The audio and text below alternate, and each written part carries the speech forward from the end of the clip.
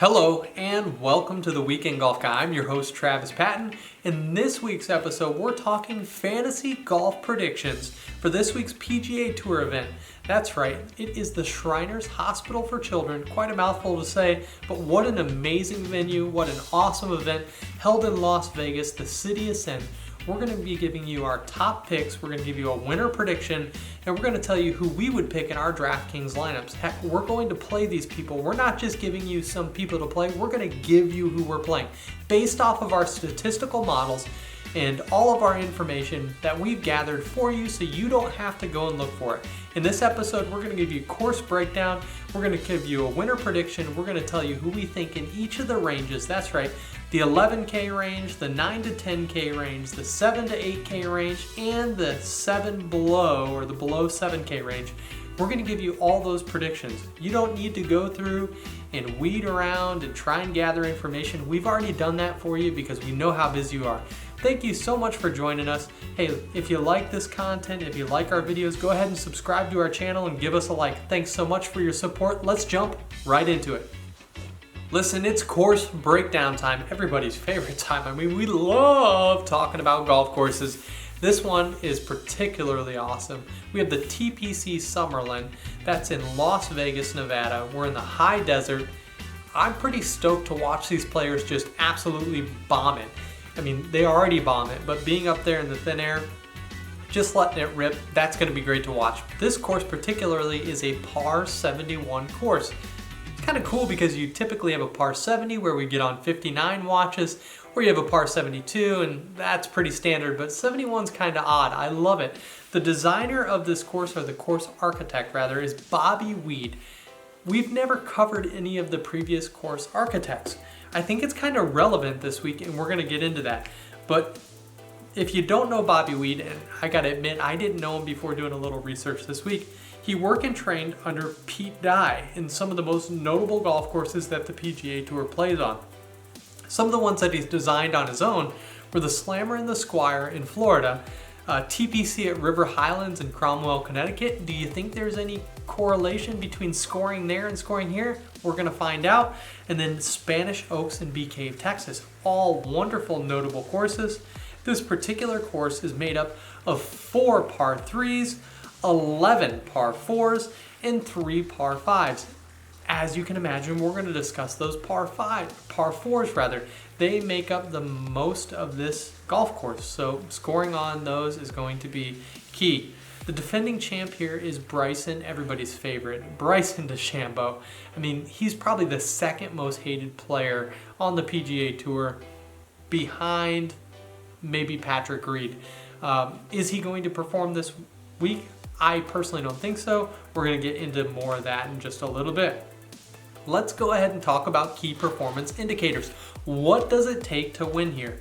This week I've modeled our predictions around 4 key stats. That's right, I have stroke gained approach. No surprise there if you've watched any of my other videos. I always range in, strokes gained approach. But here specifically, we're going to be talking about par 4s, 400 to 450 yards, and 450 to 500 yards. And lastly, we're going to be talking about putting from 15 to 20 feet. Somebody commented on my last video that a lot of the major modeling doesn't take into account putting. But this particular week, I modeled in 15 to 20 foot putts. The greens are going to be fast, it's going to be hot, and I think it's going to matter. Our first prediction of the night is going to be the winning score. The winning score this week, I believe, is going to be 19 under. You know, the last time we made a winning score prediction, we were really close, but we also nailed that there was going to be a playoff. I don't think there's going to be a playoff this week. I think it's going to be a 19 under score that's going to win it. Let's go ahead and jump right in to winners predictions. All right, winner prediction time. That's right, I've got the Australian. Can you guess who it is? Is it going to be my boy Mark Leishman? It's not, unfortunately, though I've got to say we were a little off. We had Mark Leishman playing well at the Greenbrier. He got smoked by that golf ball. He top 5. He got 3rd place here this past week at Safeway Open over in California. But we have a different Australian playing well this week. Can you guys guess? That's right, it's Adam Scott. Why do I think Adam Scott's going to win? Here we go. Adam Scott, in his past 5 PGA events, he has 3 top 10s, and most recently, a 17th place, top 20 at Safeway. Additionally, the second most popular country to win at TPC Summerlin happens to be Australians. I think that's amazing, and the most recent one was Rod Pampling in 2016. Adam Scott has played fabulously. In all of my models, he came out on top, either 1 or 2, depending on how I tweak them just a little bit. But he's reasonably priced, and I think he's going to take the gold prize here. I think he's going to take the top spot. However you want to cut it and slice it, that's who we have this week. Share with us right now, before you go any further in the video, in the comment section, let me know who you think is going to win. Hey, let's go into our breakdown of the 11K range. We got only 2 players in there. Let's talk about who we think is going to win. All right, the 2 players in the 11K range are Brooks Koepka and Patrick Cantlay.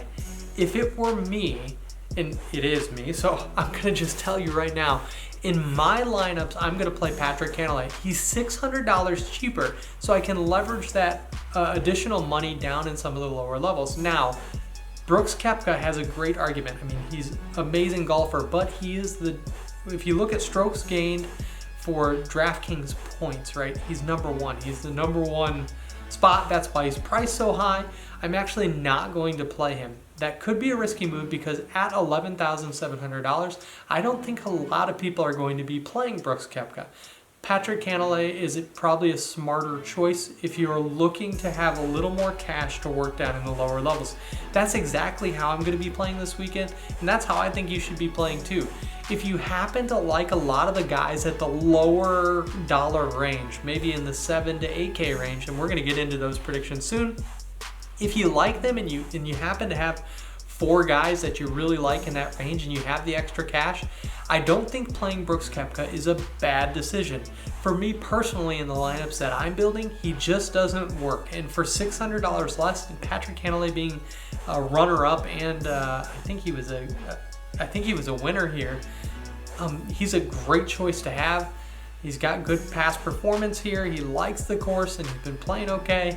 I'm going Patrick Cantlay in the 11K range. Let's go ahead and talk about our 10K range prediction. All right, we've already given you the winner, which is Adam Scott, and he happens to be right at the 10K price point. I think he's a wonderful value this week, and if he isn't in your lineup, you better go back into DraftKings and just put him in there. Look, if I'm wrong, I'm sorry, but I've got a sneaky suspicion Adam Scott's going to play really well here this week.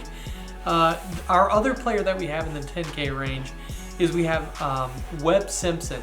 Now, that may bring heartburn to you, but he's actually priced above Adam Scott. I find that to be a little bit interesting. In our models, some of the things that we valued were additionally, other than the 400 to 500 range, in the putting, we had proximity to the hole for 150 and 175 yards. When you look at Webb versus Adam Scott actually plays a little bit better than that. Also, Webb Simpson popped up in 7 to 14 range when we modeled. Our models spit out all kinds of ranges, right? And Webb Simpson actually came in below Adam Scott, so I'm interested to see who will perform better. But if it's between Bryson DeChambeau, Webb Simpson, and Adam Scott, we're completely fading Bryson. I think he's a little bit overpriced in this range. He did play well this past week at the Safeway. He had some moments of brilliance, but with Bryson, he might be in an airplane or in his brand new car that he just posted on social media, tinkering with his clubs. That could completely throw him off. The consistency level just isn't there for me to play him in a DraftKings environment. I might put a couple dollars down on him for betting odds. I think he's going to be pretty reasonably priced there. But for a DraftKings environment, I'm just not playing him this week. I don't feel him. I know he's defending champ. How many people go to back-to-back? It doesn't happen that often. I don't think he's going to win here. And when you're priced at $10,700, which is really close to Patrick Cantlay in the 11K range, I'm not playing you, Bryson. Sorry, not sorry. So who do I have? Again, recap, Webb Simpson and our winner prediction, Adam Scott, which is priced lower. I think he's a much better value. Throw him in your lineup if you don't have him there. All right, let's jump right down into the 9 and 8K range. Okay, we're covering the 9K and 8K range here. We're not going to tell you every single person that's in there. There's lots of other videos out there that do that. We're going to tell you what our models spit out after we spent lots of time crunching data, right? That's what we do for you. So here's who we have in the 9K range. This is our top. He's actually the person that came out second in almost every single one of our models. It's Hideki Matsuyama. He's 9.7K. We think he's going to do great. We got Joaquin Niemann at 9.4K. Brandt Snedeker. If you don't have him in your lineup, I'd pick Adam Scott and Brandt Snedeker to be core players in your lineup this week. I think Brandt Snedeker is going to do wonderfully. He's priced very reasonably and just a wonderful person. When he turns it on, he gets that putter, and I don't know if you saw this, but he's been using the same putter for so long, and he's actually got one. I mean, his grip is almost worn down to the shaft. Pretty awesome to see. Take a look at that video that just got posted on. You could probably find it if you just do a quick Google search. In fact, we'll put it in the description for you. We don't want you to have to go off and look for that. Brandt Snedeker, another wonderful player, 9.2K. And last player in the 9K range for us is Ben On, right? Just if you've been watching him, he plays wonderfully. We've got him playing well this week as well. Bogey avoidance happens to be his strongest suit in our model. And then proximity to the hole, 150 and 175 yards, he ranked really well in our models. Okay, dipping into the 8K range. The most valuable pick, in my opinion, in the entire field this week is Chez Reavie. Why? Because he doesn't have to be long. Remember, we talked about this designer, Bobby Weed, also happened to design TPC River Highlands. Oh man, who won the Travelers last? That's right, Chez Reavie.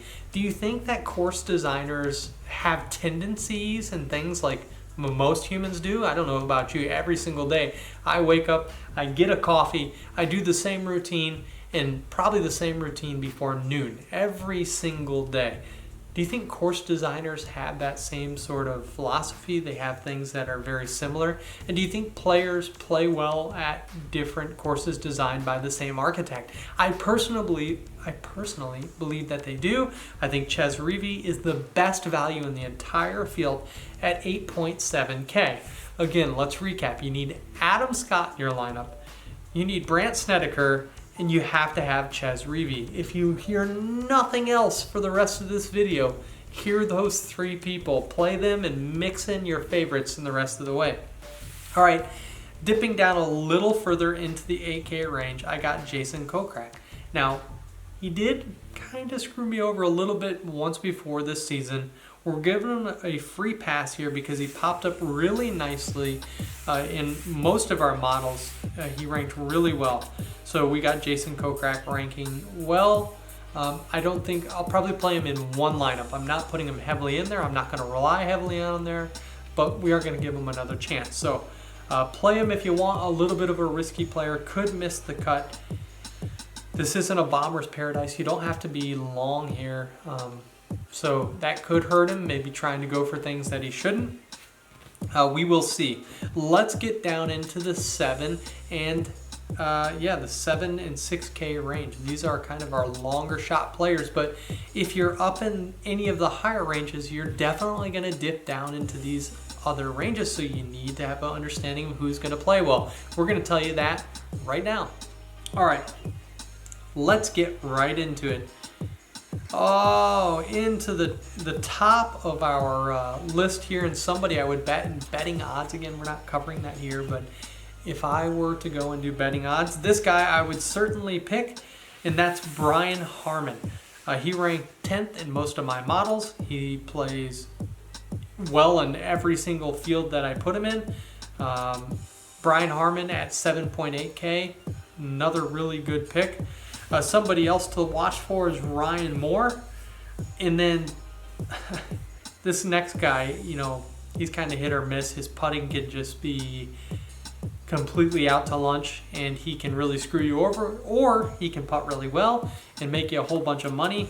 And for 7.6K, you got Emiliano Grillo playing well. Another really good value player here, somebody who I don't think is going to be heavily owned, is Jim Furyk. The reason I don't think he's going to be heavily owned is because you have younger guys who play just as good as him. But Jim Furyk has history at this course back in the 90s. He's a past winner. He knows the course. He's deadly with his irons and just awesome to watch. You talk about a guy who plays phenomenally. His longevity is amazing and just a great player. You got to play Jim, right? Rory Sabatini also shows up nicely. Kevin Streelman, and surprisingly at 7.4K, Sebastian Munoz. Now, he had a rough last day, but for the entire tournament, Sebastian Munoz played pretty well at the Safeway and has had a really good start to this year. I think he is underpriced here, and he's a great value pick. If you're looking for somebody down in this 7K range, Sebastian Munoz is a wonderful play. Johatnan Vegas, right? Another good one. Not going to spend a lot of time or energy on him. I may play him in a couple lineups. Going down to the 6K range, and I've said this guy, I think every episode, we've got 3 different fantasy golf predictions that are out there now. We took last week off, but Brian Stewart, I mean, he just lines up so well. And this isn't a model thing because I'm not getting these repeat guys over and over, but he keeps popping up.